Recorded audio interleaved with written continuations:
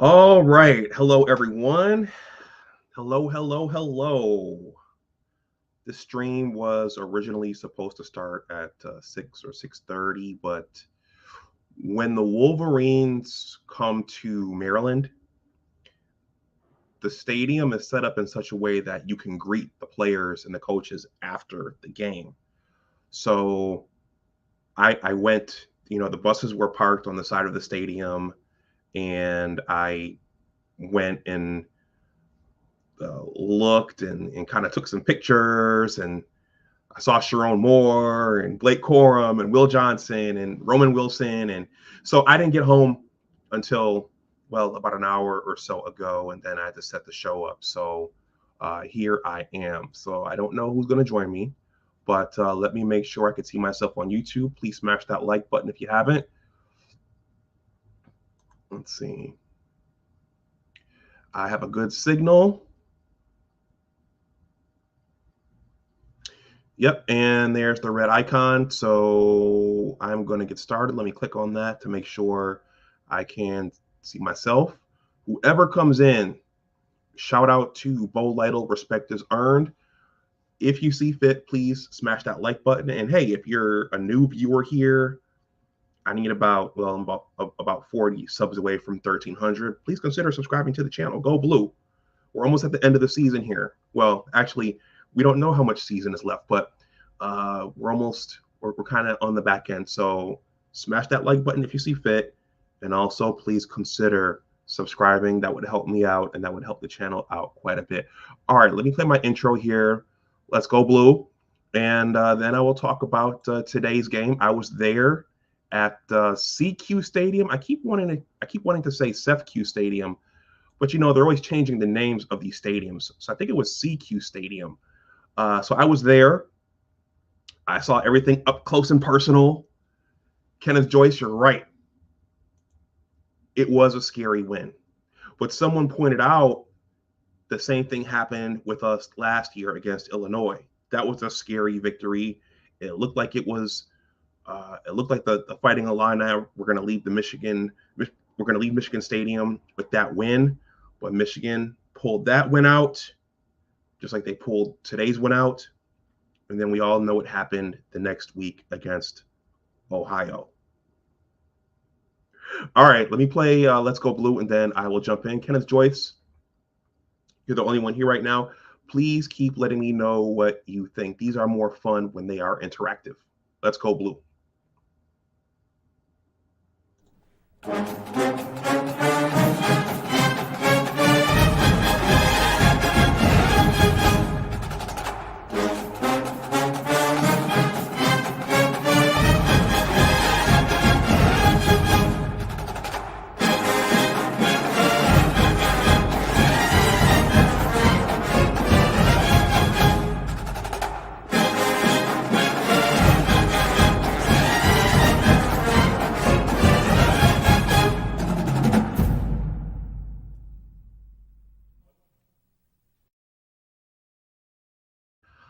All right, everyone, welcome back to Big Discussions 76 Sports.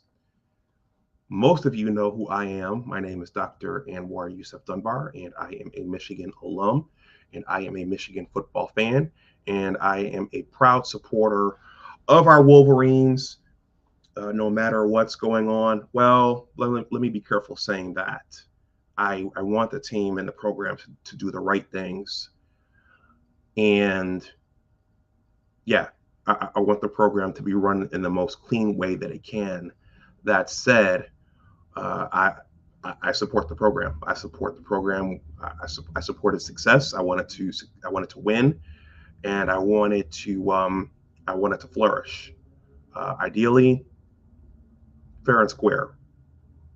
But from all my time watching college football, how many teams are winning and playing fair and square? I don't know. I'm a supporter of my team. All right. So yeah, please like, share, and subscribe if you're new. If anyone wants to donate something to the channel, my Cash App and PayPal are here. Of course, the likes and the shares and the subscriptions, those are very, very helpful. in many instances more than any monetary donations. Okay, so we have Kenneth Joyce. He says, that was close, but a win is a win. Go Blue. Raheem Gaines, thank you for stopping through. I appreciate the diplomacy. Raheem Gaines is a fan of that team down south. Let's see. Treppa Cole says, oh, this is to Kenneth Joyce. Whatever helps you get through the week, my friend. Okay, so we have some chatter already. Okay, we're gonna give Ryan Day some shine before this stream is over. Okay, so today, Michigan. Oh, I'm gonna have to update the title on the back end. I didn't update the title. Today, Michigan defeated the Michigan Wolverines defeated the Maryland Terrapins 31-24 in College Park, Maryland. It was here in the DMV. I got on the Metro this morning and went up to the stadium, and things didn't exactly go as planned. It's been that kind of week. The week started off with a bang. Yesterday, I had to go get a new cell phone because I dropped my old one on the pavement face first and cracked the screen. And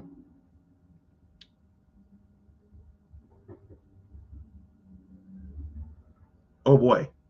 1 second here.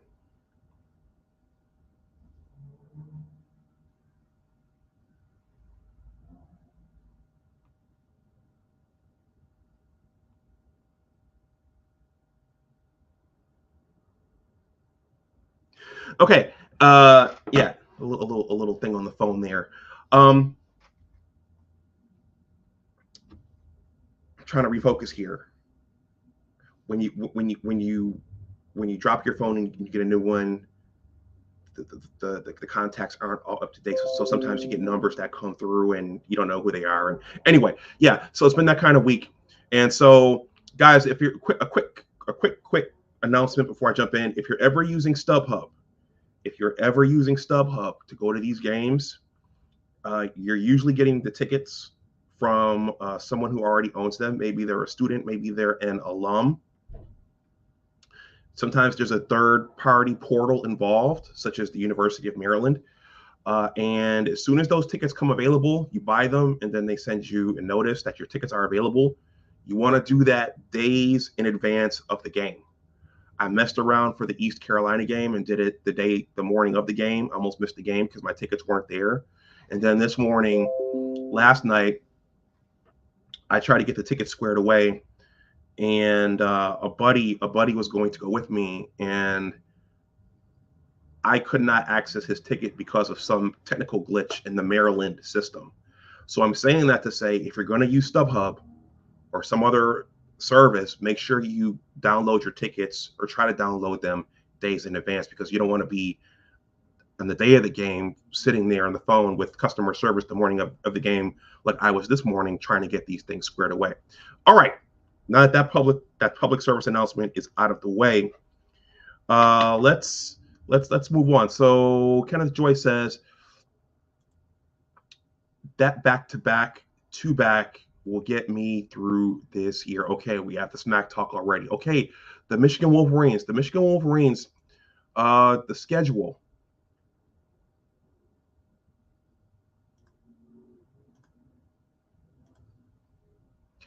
It's been quite a season with a lot of ups and downs and surprises and peaks and valleys, hasn't it?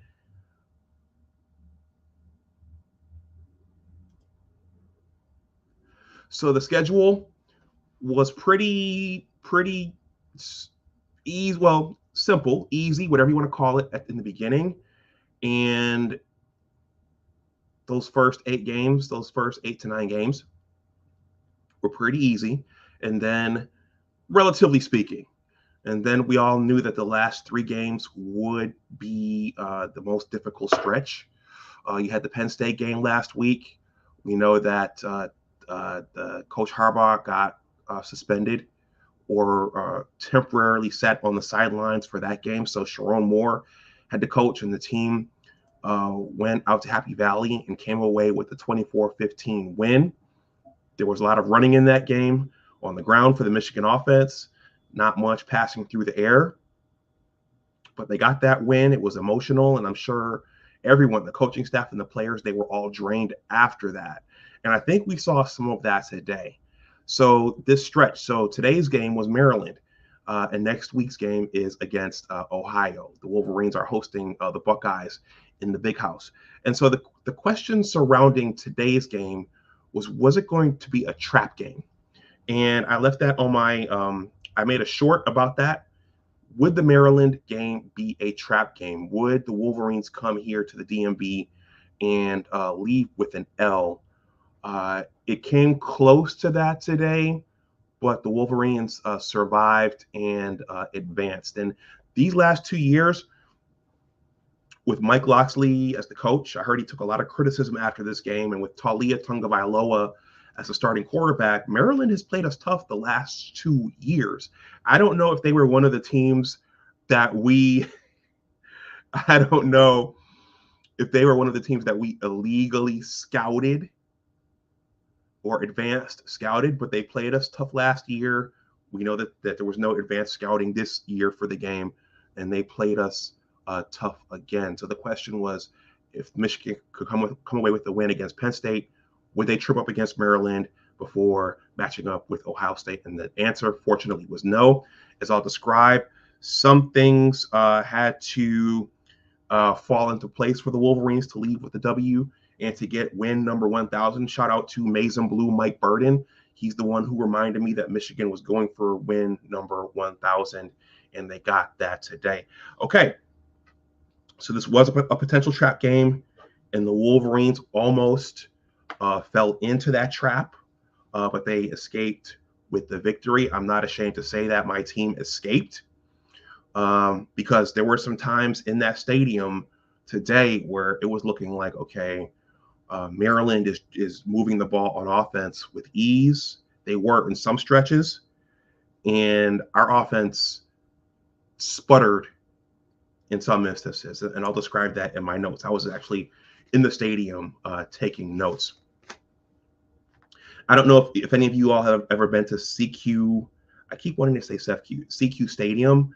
It's not like the Big House. It's not completely enclosed like the Big House. It's kind of built like Spartan Stadium, where you have those upper decks like this, and then you have like the lower bowl, and you have like a building right there behind one of the goalposts. I didn't go. I had a seat up at the top, but I didn't go up there. I stayed down on the little concourse area and stood and watched the game the entire time. So I wanted a nice bird's eye view of what was happening, and I got that. It was about a 60-degree day. The wind was blowing in there. So some of JJ's inaccuracies could have easily been because of the wind blowing around inside that the field and the bowl. So, all right. So game notes. I was taking notes there in the stadium. The team looked sluggish. The Wolverines looked like a team that had been through a lot. They just had a big game last week. And then, of course, they got the news that Coach Chris Partridge got fired yesterday, or was it the day before? So the team looked a little sluggish by my eye. They looked a little sluggish. They looked a little out of it. They didn't look sharp today, and you could probably attribute that to coming off the Penn State game last week, and also just trying to stay focused with everything that's going on outside of the program, all the speculation, all of the vitriol, all of the trolling and the hating and the accusations and everything. So they didn't look sharp today. The run game in general, it was effective,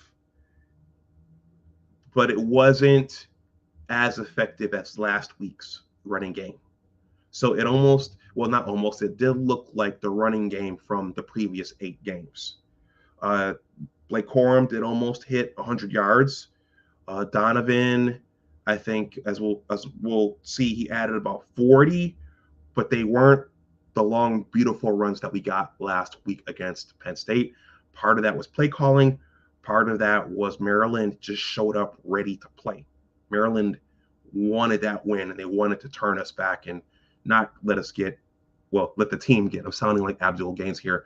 They wanted to not let Michigan get that 1,000th win today. So the running game, it didn't have that same pop like it had last week. Let's see, missed tackles. I'm going to go over that when I go through my notes. But there were quite a few missed tackles today, tackles in space, tackles out on the edges. And hopefully this week, they'll look at the film and they'll tighten those up a little bit. But those missed tackles against Maserati Marvin will hurt next week. And I don't know if they're going to get Ibuka back, but missed tackles out in space, out on the edges, that's something our defense has been really good at this year. Today, they missed quite a few. And that contributed to Maryland bringing the game close down the stretch and almost stealing the victory. Let's see, I have two more comments here. Andy K says, actually, Kenneth Joyce says, question, does CJ not get separation? I was nervous with Roman being out. You know what? Yeah, I think Roman caught one ball. And I noticed that Roman, I guess he went out with an injury. I didn't notice him get hurt.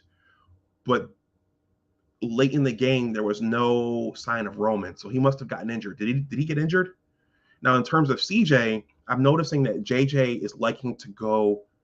He's liking to throw it to CJ on those comeback routes near right on the sideline for the first down. So CJ is catching a lot of those.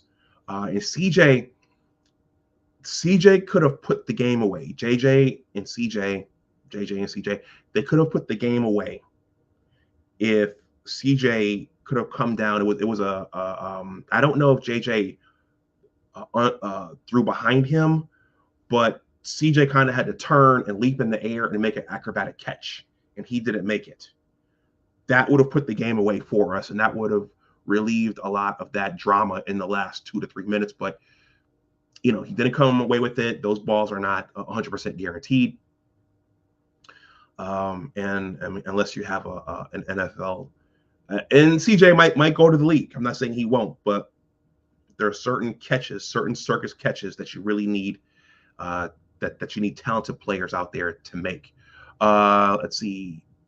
Antoine said Roman took a hit that was almost targeting. That's right. I do remember that.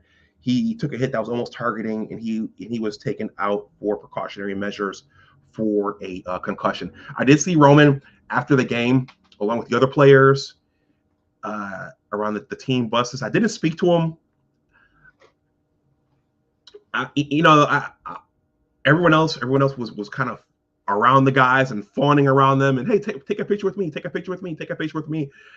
I don't know if that's my thing, but I did see Roman. I saw Will Johnson and Sharon Moore, and Blake was surrounded by a sea of people. I saw John Jansen, Mike Samer still, and I think JJ and some of the other guys had already come out and gotten on one of the 4 buses. But okay, Antoine, thank you for reminding me of that. Okay, so the team in general, the team just didn't look sharp today. And the same is true for the Illinois game last year, but they just didn't look sharp. Now we know what the Ohio game brings out. Both sides are going to bring out all the stops. So next week I expect them to play loose and aggressive, but they just didn't look that way today. Antoine says, yep, Roman went out after the first catch. Yeah. Kenneth Joyce says, JJ missed him on a deep slant, should have led him. I think he's talking about Cornelius. And Antoine says, Coach Moore was a little bit conservative more than he had to be in this game. I noticed Michigan stopped running their slant routes, which I've complained about for the last 5 years. Maybe they're trying to save something. Maybe they were trying to save something for Ohio next week. And then you got to remember also the goal for this game was to get in, get the win, and not get any players injured, though I think we did suffer an injury to one of our offensive linemen, number 78. I'm going to look up who that is. And also, it looked like Michael Barrett got shaken up for a little bit there as well.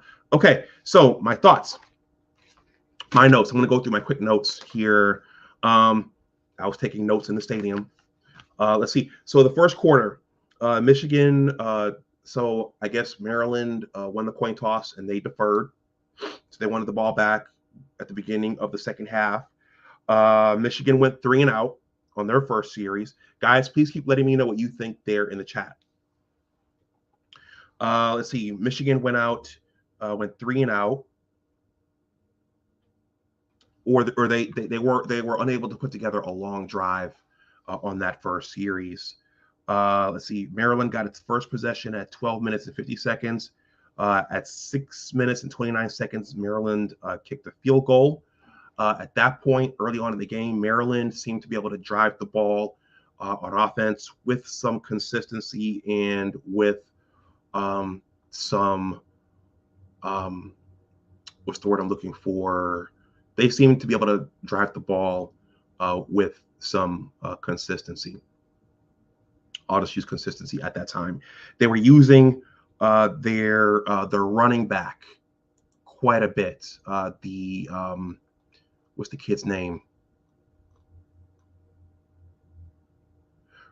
Let's see. Roman Hemby. Yeah, Roman Hemby. His name was being called quite a bit early on in the game, and he and Talia were moving the offense early on. Let's see. On the second drive, here it is. Roman Wilson had that big catch, and that's when he got hit, and that's when we didn't see him again. So that happened on Michigan's second drive in the first quarter. Okay, so there was a near JJ interception in that first quarter, and that's going to be a recurring theme. That was a recurring theme of today's game. There were a lot of near interceptions that JJ was almost looking to throw away to the other team. It's like, JJ, what are you doing? This is not Bowling Green. Just don't do that. So there was a near interception early on in the game. He was targeting AJ Barner, but they eventually drove the ball down the field to the goal line, and Blake Corum scored a touchdown, putting Michigan up 7-3. Let's see, at 2 minutes left in the first quarter, Talia fumbled the ball, and Derek Moore picked it up and ran it back into the end zone to make the score 14-3. At that point, it looks like the Wolverines are rolling, and it's going to be like the 2021 game where they were going to be able to put all the quarterbacks in at the end of the game. So it's like, all right, this is good. We're on our way to win number 1,000. Let's see. I wrote down here that there were some plays that Maryland left on the field.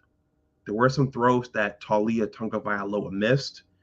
There were some drops. And as I described earlier, there were some missed tackles by our guys. So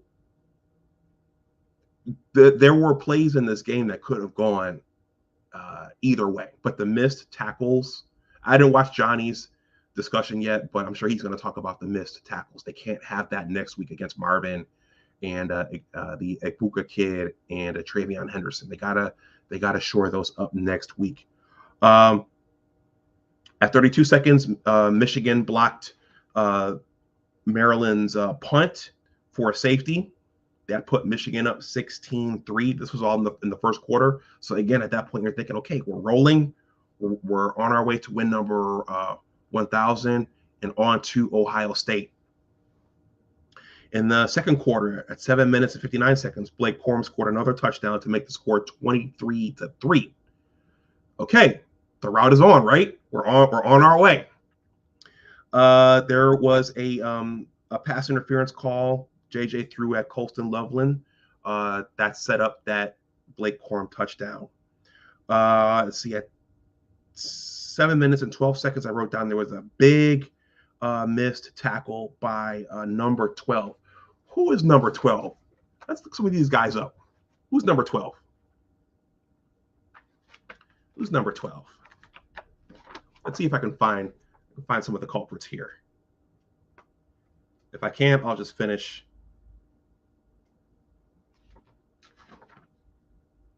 Okay, number 12.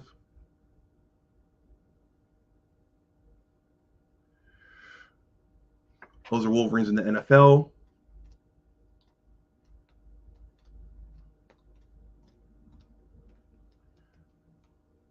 All right, here we go.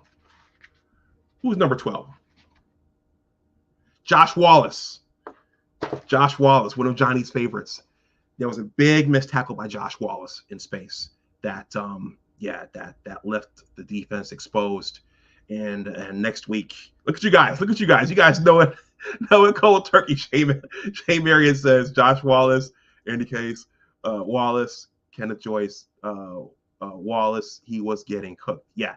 So next week, if they don't do something next week, Maserati Marvin's gonna eat those guys for lunch. Let's see. At 7 minutes and 14 seconds in that second quarter, it looked like Michael Barrett got shaken up a little bit. He had to be escorted off the field. Let's see. At 6 minutes, there was a missed tackle. Look at me sounding like Johnny Olden here. There was a missed tackle by number 6, Cody Jones. He missed one. Let's see. And at 2 minutes and 2 minutes and 13 seconds left in that second quarter, Maryland scored a touchdown to make the score 23-10. No problem. We're still out in front. We're still rolling, and we're still on our way to win number 1,000, right? Wrong. Okay. Let's see. At 42 seconds in that second quarter, there was a Blake Corum, but Trevor Keegan fell on it again. I think Trevor Keegan fell on it last week against Penn State. So Trevor Keegan always seems to have Blake Corum's back there. At 26 seconds in that second quarter, there was another near JJ interception. So they just weren't sharp. JJ, I don't know if it was the wind blowing around down there or JJ just wasn't, if everybody was just hung over from last week. And then with 18 seconds left, and I was talking to some other people in the stadium, if JJ had threw a touchdown pass on this play, that would have probably affected the rest of the game. The rest of the game probably would have been over. But instead of throwing a touchdown pass, I think Samaj Morgan, there were like 3 Maryland defenders there at the goal line, and then there was a Michigan receiver in the back of the end zone. I think if JJ just put some more air under it, he could have thrown it over those defenders, but he threw it right to one of them. And that's how that first half ended, with a JJ McCarthy interception. It was his only interception of the day, but it was a huge one because it was like the 2021 David Ojabo, Aiden Hutchinson strip sack, in that if the touchdown had stood, then Michigan State would have had to come back, and they would have had to have scored more points to come back. And in this instance, Maryland would have been down 30-10 as opposed to 23-10. So that was a huge turnover. All right. So they went in the locker room like that. The score at halftime was 23-10. The third quarter, Maryland got the ball back immediately after halftime. And at 10 minutes and 23 seconds, Maryland scored a touchdown to make the score 23-17. So now they were in within 6 points. So win number 1,000 wasn't necessarily guaranteed at that point. Okay, Mike Sainristil, he was a hero for this game. He picked off Talia Tungavailoa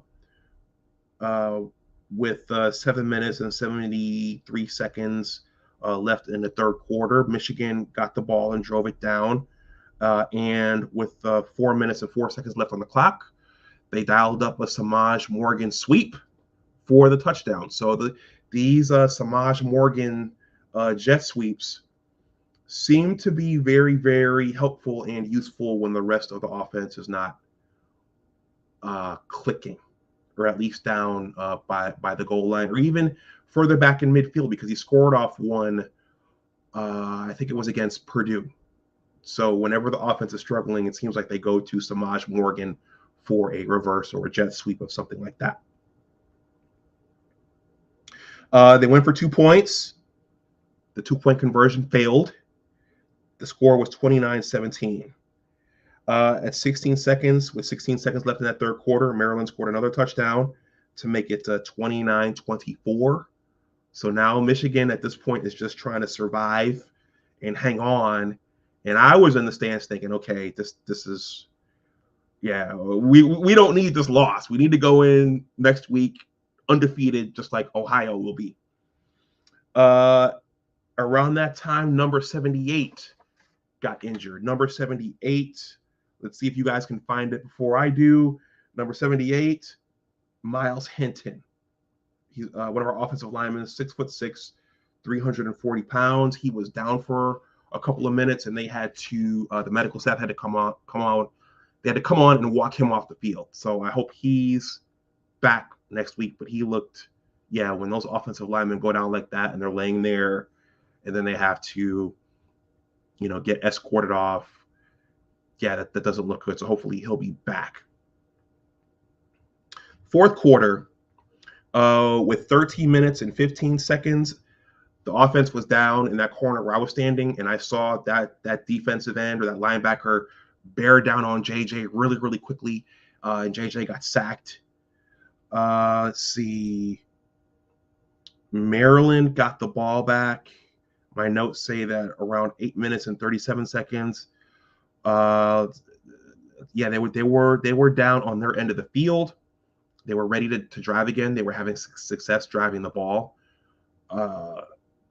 They got a false start, and then there was a sack of Talia Tonga Vailoa down near the 1. Right around there, that's when Cornelius had that big drop. Michigan could have put the game away with that catch, much the same way the New England Patriots could have put away the Giants that second time with that Wes Welker catch, but he didn't catch it, and CJ didn't catch it.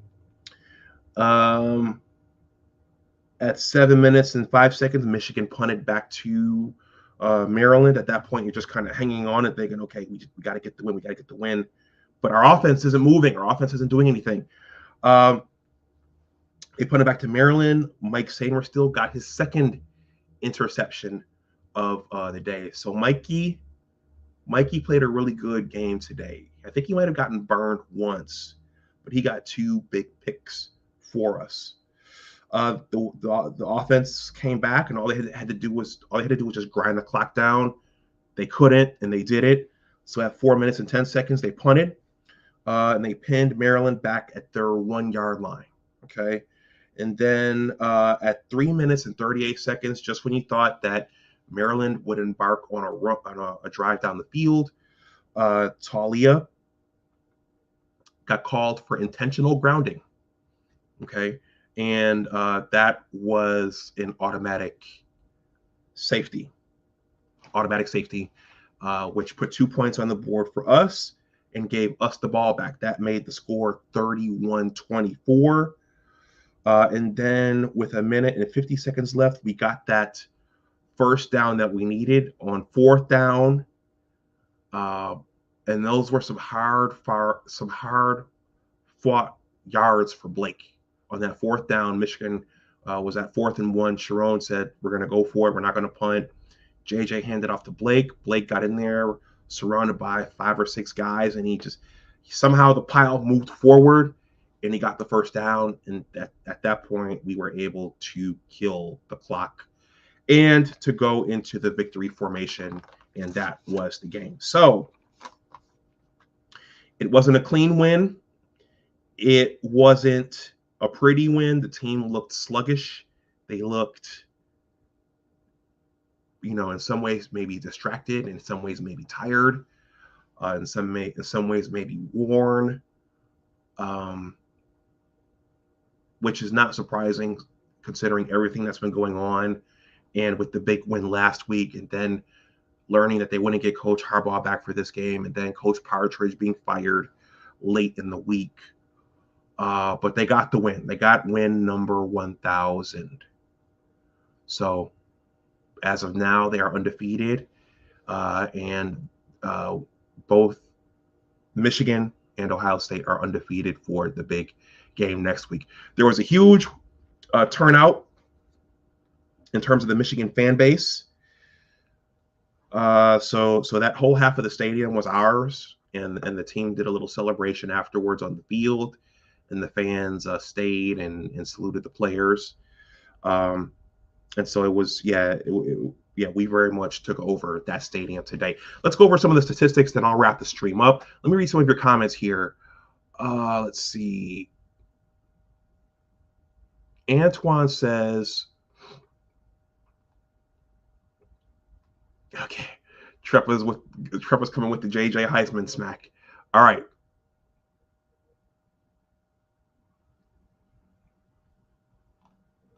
Let me read some of Antoine's comments here. He says, I don't think I like Moore trying to manage the game and call plays and coach the offensive line. It might be a little too much for him.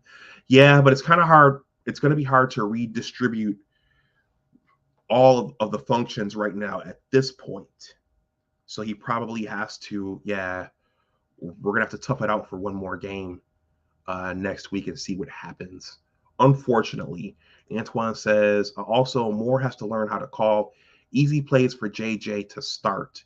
They run the ball for a long time and he gets rusty, and then they want him to pass when he's cold. Trippa says Harbaugh needs to quit getting suspended, and there won't be so much responsibility on one man's shoulders. I think Josh Wallace was number 12. Jay Marion says, I think that's why they ended up putting McBurrows in. Trevor Cole says, Antoine, JJ is a Heisman candidate. You don't spoon feed those kinds of players. Going back to McBurrows and Josh Wallace, it seemed like sometimes some of the Maryland wide receivers were wide open. And I don't know if it's because the blitz was coming from that side and Talia was just reading it right, but it seemed like he was finding those open spots in Jesse Minter's defense. Antoine says, on defense and offense, the game plan was far too simple all the way around. It was very vanilla. I think Michigan tried to hide too much, and as a result, hit the offense and defense. Wallace, Kenneth Joyce says, I think that too. Yeah, so I think we're going to see an entirely different team next week against Ohio State. Antoine says, sometimes offensive coordinators make stuff too damn complicated when it doesn't have to be. I'm going to read a few more.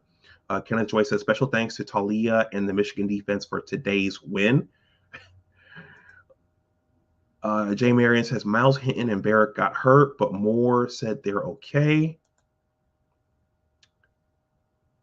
Antoine says, I love our special teams play, especially our punter. He looks like a weapon. Yeah, Doman, yeah, that play where he pinned the Maryland offense back at the 1, that was huge. Yeah. That's punter Tommy Doman saved the day.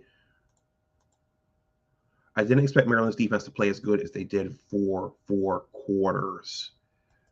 Let's see. Well, if you figure JJ's number 1 target, Roman was out. That was one of our weapons gone. So the other guys needed to step up. He says, Antoine says, personally, I like to see Michigan struggle before the big game. We needed a battle scar for other fans. They get nervous and scared. People were tweeting the hell out of me asking for reassurance. I agree, Antoine. It's good to have this happen for the second straight year before the Ohio State game. Jay Marion says, LOL, yeah, Michigan needed a dogfight today. Let's see. SN Bo Brady for Maryland is good for number 2. I'm not sure what that means. Antoine says, we struggled like this in the Illinois game last year, but I know it's Michigan trying to hide stuff. Jay Marion says, right, Moore didn't want to dig into that OSU stash. All right, the statistics. Let's go over the statistics.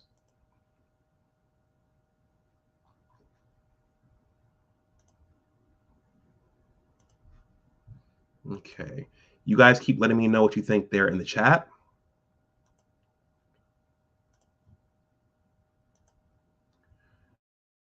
There's Sharon, head coach Sharon Moore, temporary head coach Sharon Moore. All right. JJ, JJ went 12 for 23 for 141 yards and 1 interception. As I said, that interception would have changed the complexion of the rest of the game right before halftime.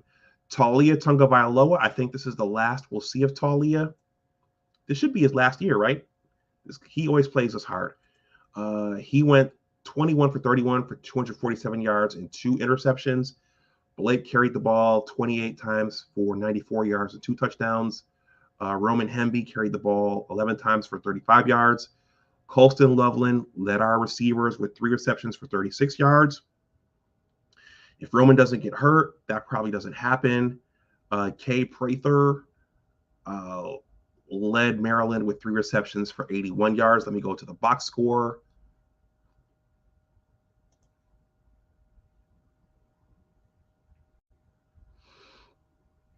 So I already went over JJ stats. It was a very pedestrian outing for him. None of the other quarterbacks got in. We couldn't afford that today. Yeah, Blake carried the ball 28 times for 94 yards and 2 touchdowns. His longest run was 14 yards. Donovan carried the ball 11 times for 39 yards. And his longest run was for 7 yards. Surprising today with Roman going out, maybe they should have used Donovan more as a wide receiver, but they didn't. But as with these statistics show that we didn't get any of the nice, long, graceful runs that we got last week against Penn State. Khalil Mullings carried the ball twice for 13 yards, and then JJ carried the ball twice for -7 yards. Colston Loveland led all our receivers with 3 receptions for 36 yards. His longest reception was for 13 yards. Tyler Morris caught 1 for 26. His longest reception was for 26 yards. Let's see. Cornelius Johnson caught 3 balls for 24 yards. If he caught that one at the end, he would have had a lot more. Roman caught the 1 ball before he went out. That was for 23 yards. Samaj Morgan caught 2 balls for 16 yards, and his longest was 18. And then, let me see. Yep, that reverse or that jet sweep was for 13 yards, and he scored there.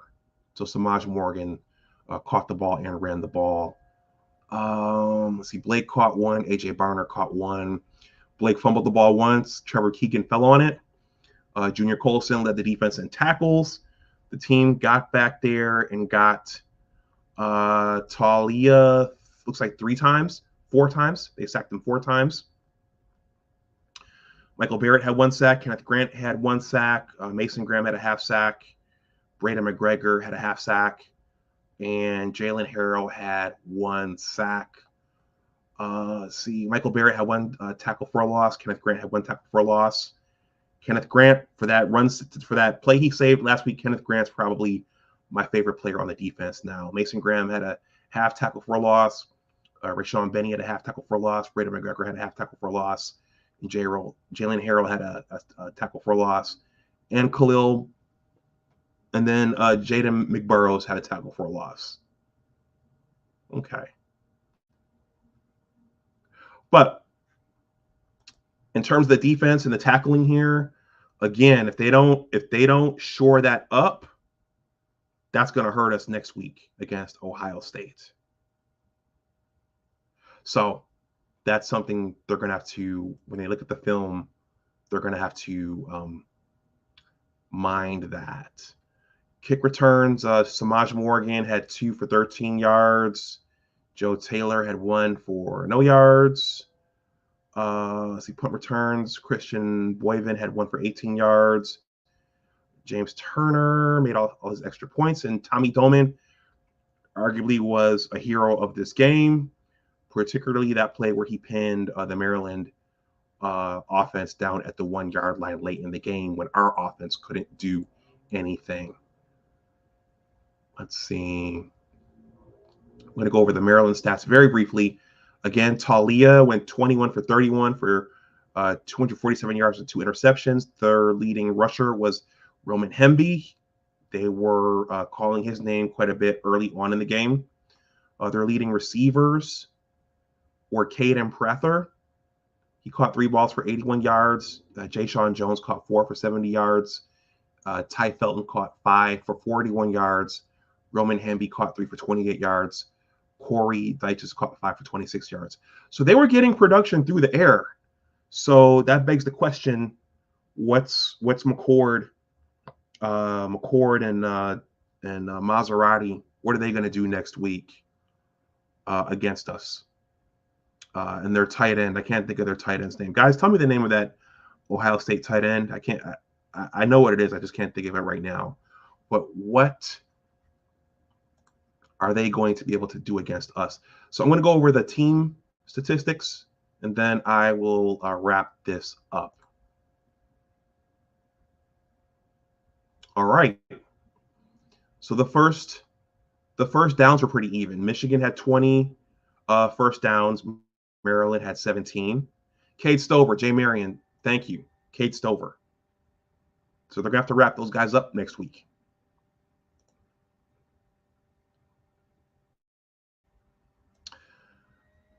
Michigan had 20 first downs. Maryland had 17.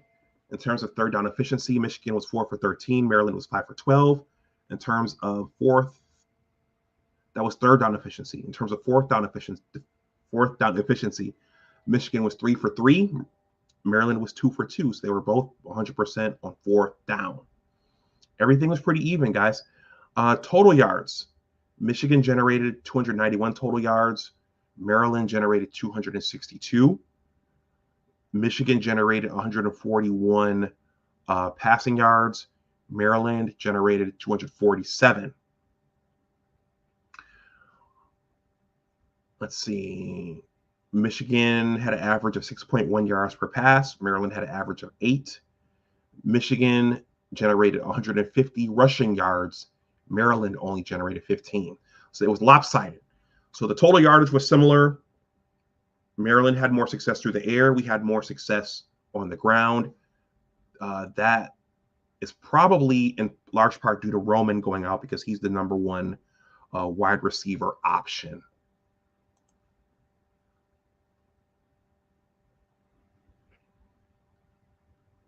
Penalties. Michigan had 2 for 25 yards. Maryland had 5 for 35 yards. Maryland did melt down in some ways towards the end of the game. I'm thinking about that false start, that they really hurt themselves with that false start.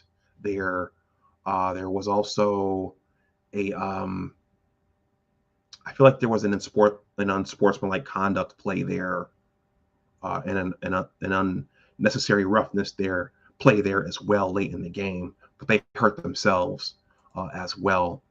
Turnovers. Michigan won the turnover battle. Michigan had the one turnover that was the J.J. McCarthy pick, and Maryland had 3 turnovers. So the turnovers in this game were huge. And then the time of possession was similar.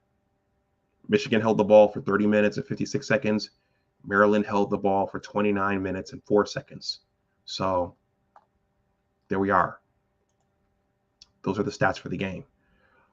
Okay, let me read over some more of your comments here. Ronald Rickman says, D is so strong. We will need JJ to run and pass to win the next game. That's another thing. And Antoine backed me up on this. They probably weren't trying to run JJ today to keep him healthy, but next week they will probably turn him loose. So we'll probably see the entire menu next week. But as you guys have stated, they were probably keeping things stashed away for today. Rick Van Buskirk. Rick, I appreciate all the comments on my shorts and everything I post here. He says, no worries. This will be – you guys are very bullish, man. I'm going to play it. I'm going to be a little humble this week. We've beaten Ohio the last 2 years. They are frothing at the mouth right now. And I'm going to play it a little bit safe this week. But you guys can go ahead and be bullish if you want to. Rick says, Maryland has a great talent. The quarterback cost them 11 points. I heard Loxley took a lot of criticism after the game as well. Antoine says yes. He says the run pass option, we'll see more of that next week. Trepico says Ohio State has greater talent. Antoine says, you could tell Michigan was holding stuff back. That's just what Jim does every year. Desmond Ingram, thank you for coming through. He says, do you feel that Ohio State's defense has improved? Because I heard a lot of fans in Columbus saying that last year also. Well, Antoine, if you want to weigh in on this, let me know what you think there in the chat. Other than playing Notre Dame, I mean, we both played Penn State. Other than playing Notre Dame, what have they played any great offenses this year? So I don't know. Antoine says Michigan played vanilla against Illinois last year. Desmond says improved. Yeah, that's right. Okay, I'm going to go over some of the other scores today, and then I'm going to give some closing thoughts. Then I'll wrap this up. It's been a long day.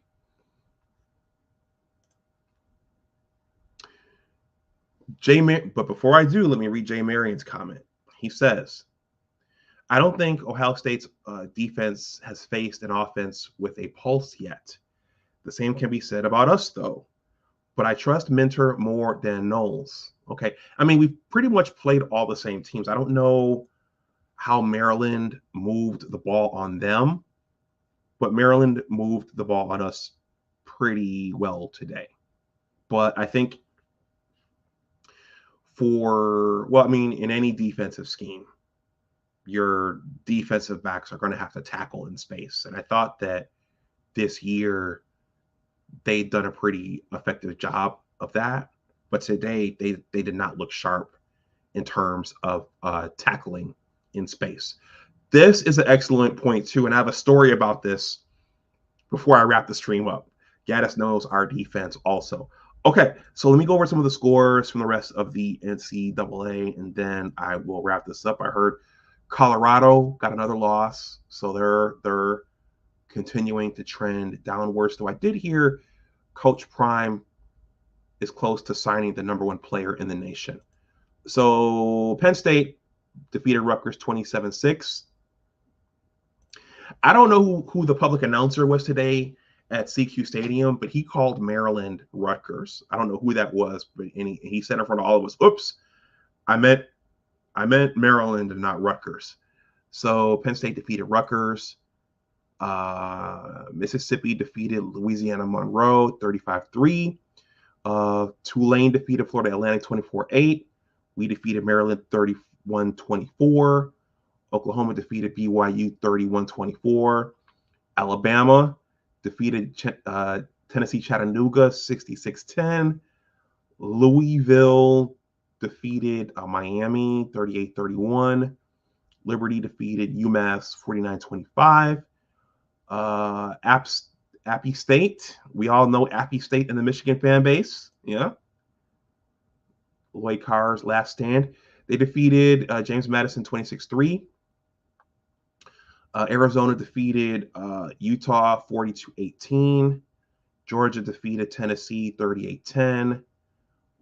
Notre Dame defeated Wake Forest 45-7. As of now, that is the biggest win on Ohio State's resume. Notre Dame. Clemson defeated UNC 31-20. The Ohio State University defeated Minnesota 37-3. Oklahoma State defeated Houston 43-30.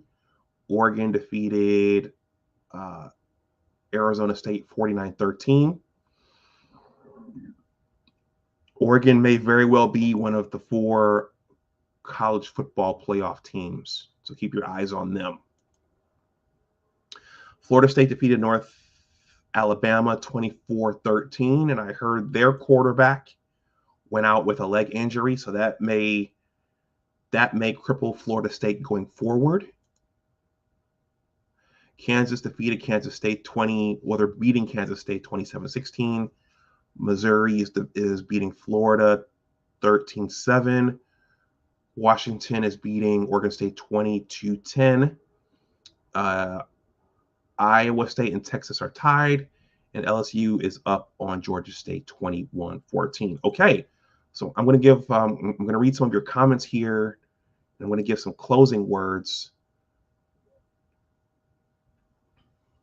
Trepper Cole says, why did Michigan have people black out television cameras with flags during timeouts? You know what? I noticed that. Trepper, I noticed that, yeah, there were people holding up, there were staffers or grad assistants holding up Michigan flags around the huddles during the game. I didn't know what that was. Maybe Sharon Moore talked about it in one of his post-game press conferences. Antoine says, and Michigan plays ultra-conservative. Antoine says, Michigan likes to hide a lot of stuff, and it makes people get overconfident when they see us, and then Michigan ratchets the defense up. But with McCord, they will make him earn his way up the field. And Antoine, I'm not going to say what your nickname for Kyle McCord is. Rick Van Buskirk says, did anyone see how we had to hold up banners to block Maryland from seeing our huddles during timeouts? I wonder why. Yep, I saw that. Antoine says, yes. We don't want nobody taking our vanilla plays. What are you hiding for? All you doing is calling run plays. They're not even complicated runs. Maybe it was just a middle finger against everybody else. And then Kenneth Joy says they don't trust OSU, LOL. Okay, so everyone, so that's all I've got. So the Wolverines got to 1,000 wins.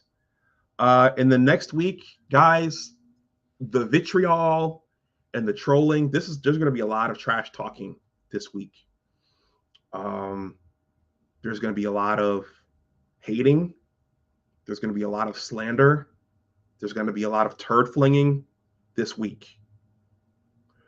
Towards the end of the game, when Michigan had the game won in the closing minute, a Maryland fan came up the stairs and he said to me and 3 other guys something to the effect of, yeah, that's the win you guys could be proud of, in a very snarky way, like, yeah, you guys barely escaped us.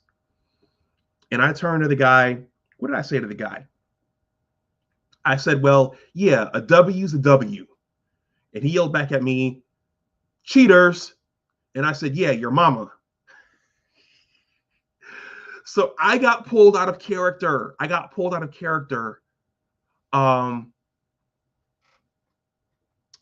By a disgruntled Maryland fan.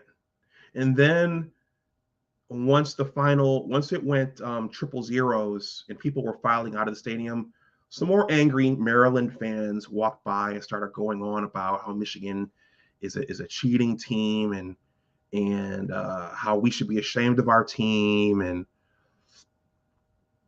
really, really engaging with some of the Michigan fans with just really trying to smear the program and fling turds and really, really trying to troll us and provoke us, and angry. Some of those Maryland fans were angry, and a lot of the other fan bases are angry that Michigan is still playing, and that so far the only thing the program has suffered has been Connor Stallions getting fired, Chris Partridge getting fired, and Jim being suspended, but the team is still sitting at 11-0. So I just wanted to say, everyone, be careful out there engaging in getting entangled with the trolls and the angry fans from the other fan bases. I mean, and even in the media, you hear Paul Feinbaum saying that he wouldn't, if this team were to win the national championship, he would not acknowledge our team as the champions. And you Allegedly, there was another sports reporter who stated that J.J. McCarthy would not get his vote for the Heisman Trophy. So there's going to be a lot of chatter this week. There's going to be a lot of vitriol. There's going to be a lot of anger. Some of these other fans from the other fan bases are really, really angry. So just be careful engaging with them and know when to pull yourselves back from that. All right, that's a little bit of free advice from me to you all. Let me read some of the comments here.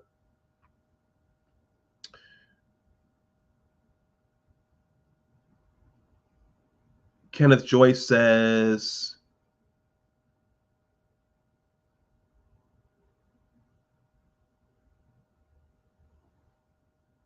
Trevor Cole says maybe they were calling Harbaugh on a cell phone. Desmond Ingram, first time listener today. I just subscribed. Desmond, thank you very much. I appreciate that. Antoine says, I already know Ohio State got the excuses ready. It's just like the other years.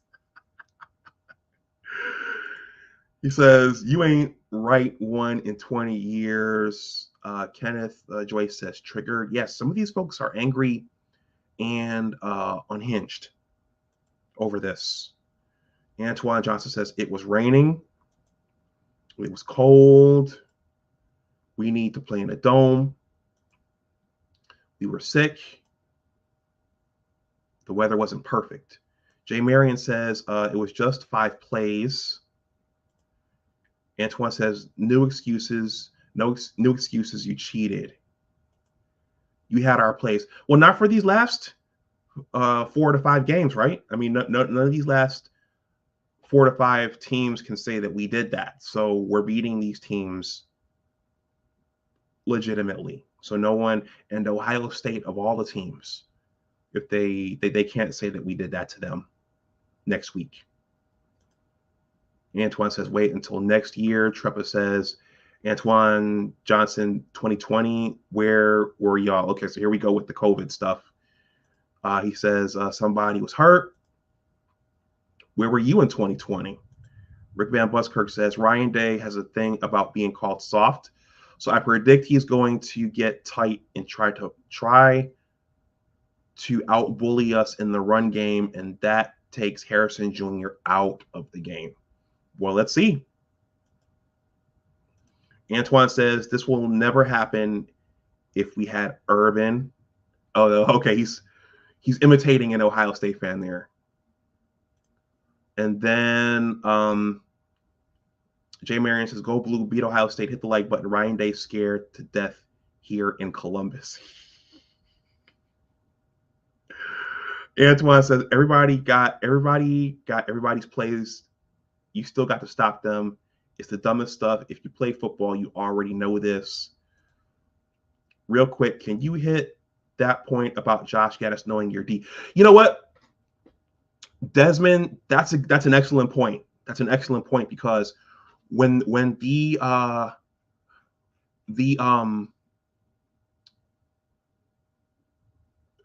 Maryland fan was when one of them was ranting after the game about us being cheaters, there was a Michigan fan, a black woman, and she pointed out, you guys have our former offensive coordinator, Josh Gaddis.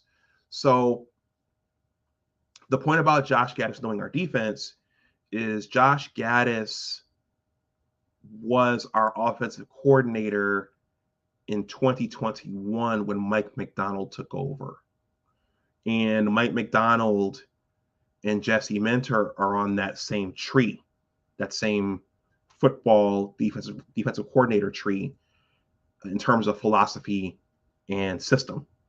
So the argument could be made that Josh Gaddis knows what that system is, how it works, and how to move the ball against it. That's the point.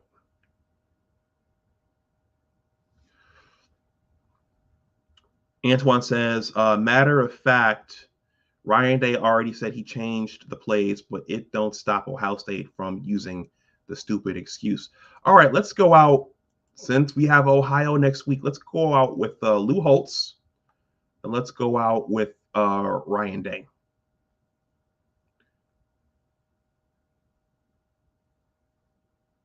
He has lost to Alabama, Georgia, Clemson, Michigan twice, and everybody that beats him does so because they're more physical than Ohio State. And I think Notre Dame will take that same approach. Guys, I got to hear that one more time. I love that one because the crowd is just egging him on. He has lost to Alabama, Georgia, Clemson, Michigan twice, and everybody that beats him does so because they're more physical than Ohio State. And I think Notre Dame will take that same approach. Well, are we going to be more physical than Ohio State next year? Trevor Cole says, so Gaddis was the excuse for the game being close. I see. Buckle up. Rick Van Buskirk says, yep, it's Ohio State week. Antoine says, Lil Day Day. Speaking of Lil Day Day, this is a tough team. This is a tough team right here. We're proud to be from Ohio, and it's always been Ohio against the world, and it'll continue to be Ohio against the world. But I'll tell you what, I love. Let me do that again. StreamYard had a little hiccup. Speaking of Little Day Day, here we go. This is a tough team. This is a tough team right here. We're proud to be from Ohio, and it's always been Ohio against the world, and it'll continue to be Ohio against the world. But I'll tell you what, I love those kids, and we got a tough team. You guys want to hear that one more time? I sure do. We have the best offense. That was more Lou Holtz. Let's hear the tough team one more time. This is a tough team right here. We're proud to be from Ohio, and it's always been Ohio against the world, and it'll continue to be Ohio against the world. But I'll tell you what, I love those kids, and we got a tough team. You know, guys, it's got to be hard on these coaches because you only have that one game against your rival every year. So if you lose the game, you have to think about it for the next 364 days. Jim went through that with Urban Meyer. And then when Ryan Day took over, and now Ryan Day has had to think about that the last 2 years regarding Jim Harbaugh. So that's got to be tough. It's not like college basketball where you have a team 2 to 3 times, 2 times in conference, and then you have the conference tournament, and then you might see them again in the NCAA tournament. It's not like that. Football, you have 1 to 2 times to see a team, and then you have to live with what happened the entire year. That's got to be hard. So let's see. Antoine says, like the media is against Ohio State, and Antoine says that won't be the case after this year. We might see them twice. Okay. All right, everyone, I'm going to wrap this up. So that was it. Michigan defeated Maryland 31-24. So Michigan is now undefeated going into the game, and Ohio State is undefeated going into the game. And a trip to Indianapolis is up for grabs, and a berth in the college football playoff. So next Saturday, let's see what happens at noon. I'm going to look to do a pregame show on Monday, and then I'll be uploading little tidbits the rest of the week, maybe some clips from me and Johnny talking, and maybe some other things. But this is the weekend we look forward to every year. It's next week. So Jay Marion says, Senior Day, Blake Corum, Lil Mikey, Chris Jenkins, Roman, Cornelius. These seniors will be ready Saturday. All right, everyone, I'm going to wrap this up. Thank you to everyone who hung out in the chat. And thank you to everyone who continues to support this channel. If you're new, please consider subscribing. Everyone, please like the content. If you want to make a donation to the channel, my Cash App and PayPal are below in the description box. You can also leave a super thanks.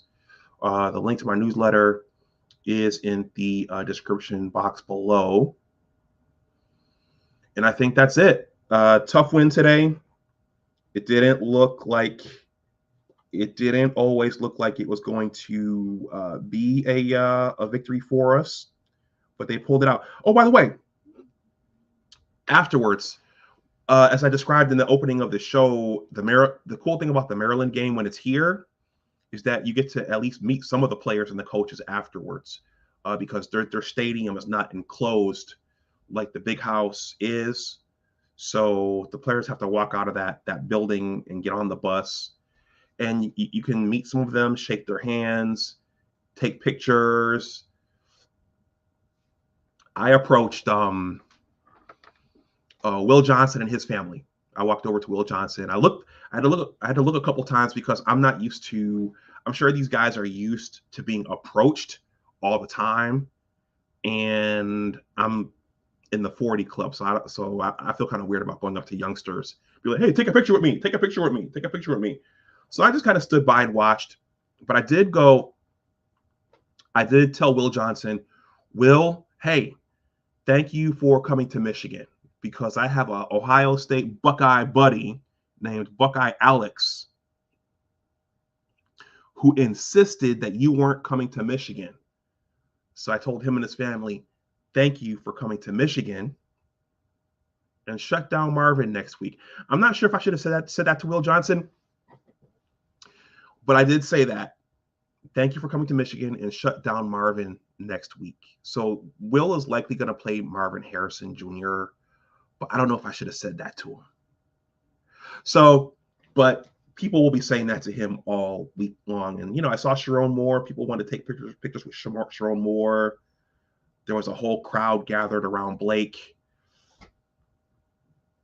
Mike Sainer still had his little following, and one of the PR ladies for the Wolverines kind of had to come and say, "Come on, Mikey. Come on, Mikey. The buses are leaving. Come on, Mikey. Come on, Mikey." They call him Mikey. So Mike Sainer still, he has his little following. Roman was there. He looked kind of quiet and kind of he didn't seem very social, but it's probably because he was knocked out of the game and he probably didn't have a lot to say afterwards. I think JJ McCarthy had already gotten on the buses, and Donovan and some of the other guys had already gotten on the buses, Cornelius.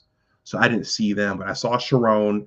I saw Coach Ronald Bellamy. I almost spoke to Ronald Bellamy and said, "Hey, I was at Michigan. I was a grad student when you were on Lloyd Carr's team, but I'm not used to engaging with these guys." So, and I'm in the 40 club, so I don't want to give off the groupie energy, but it's cool to see them and to be able to meet them and talk to them. And you get to do that after the Maryland game every time. All right, guys, I'm done. I need to go ahead and relax and eat something. So, hey, I'll see you soon. It's Ohio State week, so it's about to turn all the way up. So, everyone, this is Big Discussion 76 Sports. Enjoy the rest of your night. As always, remember that your attitude determines your altitude. Always try to do your best. Take care, and I'll talk to you the next time. Go Blue. It's great to be a Michigan Wolverine, and who's got it better than us? I will see you all again soon. Bye-bye.